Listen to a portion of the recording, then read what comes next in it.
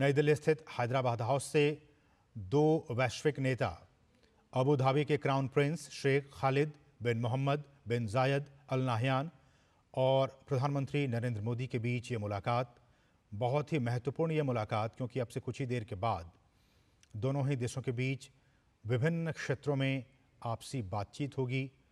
तमाम एक बहुत बड़ा व्यापारिक प्रतिनिधिमंडल इनके साथ भारत आया हुआ है, लेकिन द्विपक्षीय वार्ता में चाहे वो रक्षा की बात हो, सुरक्षा की बात हो, व्यापार की बात हो, कल्चरल टाइज़ की बात हो, इन तमाम क्षेत्रों में बातचीत होने की उम्मीद की जा रही है।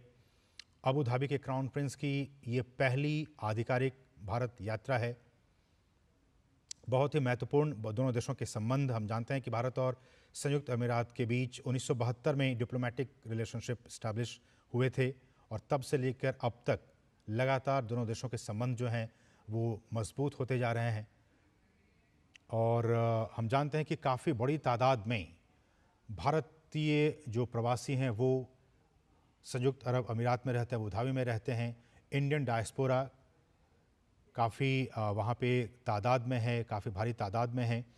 और अभी बीते दिनों ही जब प्रधानमंत्री नरेंद्र मोदी वहाँ गए थे तो किस तरह से तमाम विषयों पर बातचीत हुई थी भारत और संयुक्त अरब अमीरात के बीच में।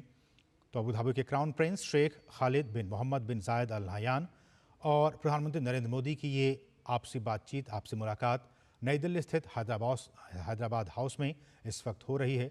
और एक बहुत बड़े व्यापारिक प्रतिनिधिमंडल के साथ अबू धाबी के क्राउन प्रिंस भारत आए हुए हैं। कल वो मुंबई जाएंगे, जहां व्यापार जगत के तमाम जो बड़े दिग्गज हैं उनके साथ भी उनके मिलने का कार्यक्रम है।